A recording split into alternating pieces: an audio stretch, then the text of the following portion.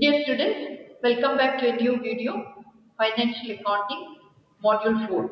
And in Module 4, we are going to explain about the wealth maximization. You know that financial management, two objectives are there. First is profit maximization and second is the wealth maximization. So wealth maximization, we are going to explain in detail. So what are the contents? First content is, I'll talk about what is wealth maximization. Second is argument for wealth maximization, and third point is argument against wealth maximization. Then we will conclude. So this is how I designed the module. Now, what do you mean by wealth maximization? That is our first topic we want to explain. Wealth maximization is nothing but increasing the value of shareholders or increasing the share value for the benefit of the shareholders. So that is meant by wealth maximization. So the basic difference between profit maximization and wealth maximization is profit maximization is a short-term objective, whereas wealth maximization is a long-term objective. Now we will come to the second topic what we are going to explain, that is argument for wealth maximization. Why wealth maximization is important. Now I'll give you certain examples. If you look at 2025 figures with in the Indian context for Indian companies who created wealth over the years, we can give you 5 examples. We can give 5 examples. One is TCS, Tata Consultancy Services. Second is Reliance. Third is Infosys. And fourth is HDFC Bank, the private sector bank, and then Bharti Airtel. So these are the companies which created wealth over the years. Now we are coming to the point, what are the arguments for wealth maximization? If you see the first argument for wealth maximization, first is the focus on shareholders' wealth. Shareholders' wealth meaning the people or investors who are investing in the company shares, they want to get capital appreciation, they want to get better dividend, they want to get appreciation for the investment. So that is the main thing, wealth maximization will increase the shareholders' wealth. So that is why we can say that profit maximization is a short-term objective, whereas wealth maximization has got long-term effect and shareholders will expect wealth maximization from the companies. 2 examples I can give, Apple company and second one is Jio or the Reliance. Jio platforms, green energy, they have the retail sector, everywhere they have diversified. So they are trying their level best to increase the wealth of shareholders. Okay, the second point is consider risk and time value of money. You will learn in the coming chapters how discounted cash flow techniques are used to maximize the shareholders' wealth. You will learn EBIT, EPS analysis, where EBIT is nothing but earnings before interest and tax, where we can analyze each situation where they can maximize the earnings available to equity shareholders. So when we have companies focusing on wealth maximization, they analyze all the risk involved in the time value, considering the time value of money. Time value of money is a simple concept, that is value rupee 1 is not worth 1 after 10 years or after 1 year or after 10 months.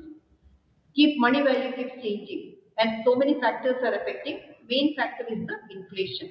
So any decision by the company, when they're taking a financial decision, if they are considering about the wealth maximization of shareholders, they will always analyze the risk and time value of money. The best example is the Amazon. Amazon, how they are reinvesting the profit for better customer satisfaction, better logistic solutions, faster delivery, all this. Third point is it ensures long-term growth. Now what do you mean by long-term growth? Long-term growth is nothing but whatever profit they are getting, the company is investing for better returns. They have few better predictions, how the technology is going to change, how the world is going to change, how they can be a global leader. So based on that, they will be doing that. So every decision will be analyzed based on long-term growth. Best example is the Tesla company. Tesla, they have introduced driverless cars. They have introduced electric vehicles, and that is becoming the pattern for global economy. So these are the inventions by that company Tesla. Similarly, HDFC Bank, the premier private sector bank for India, and they are known for its policies. They are known for its customer strategies. They are known for expansion. So that is another example We can say that wealth maximization concept HDFC Bank is considered considering the long-term growth of the bank. Now the next point is it enhances financial efficiency. Now what do you mean by financial efficiency? Today Biocon has requested Government of India. They are going to present the budget. Life-saving machines, life-saving medicine should get the tax exemption. So that is a request. You know that Biocon, how they are the market leaders, the global leaders in pharmaceutical companies. So here you can remember another example also Procter and Gamble. So pharmaceutical companies, two examples we are taking, how they are enhancing their financial efficiency. Maybe it's through tax exemption, maybe it's through getting government subsidies, or maybe it's getting government support. But they are utilizing the funds properly for the wealth maximization of shareholders. Okay, next point is it promotes innovation and expansion. Any company, if they want long-term existence, they have to innovate their strategies. They have to innovate their products and services. They want to become global leaders. Then only they will have existence because companies are working in a global environment because competition is there from every field. So the best example we can use here is TCS. TCS, it's a global IT brand and they are known for its innovation. They're known for its technology. They're known for its training programs for the trainees who are joining the organization. So how they are upgrading them. The idea is wealth creation for the shareholders. So 5 points we have learned for arguments for wealth maximization. First is focus on shareholders' wealth.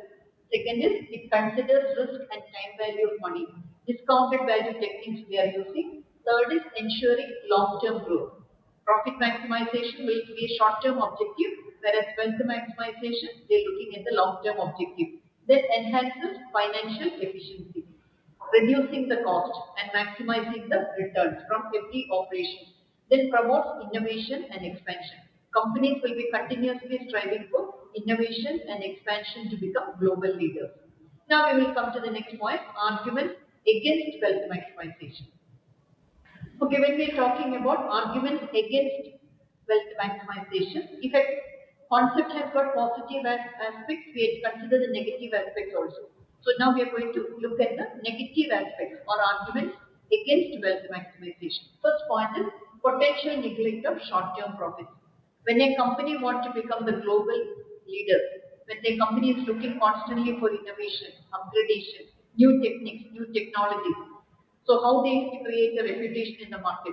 Sometimes they will neglect the short-term profits.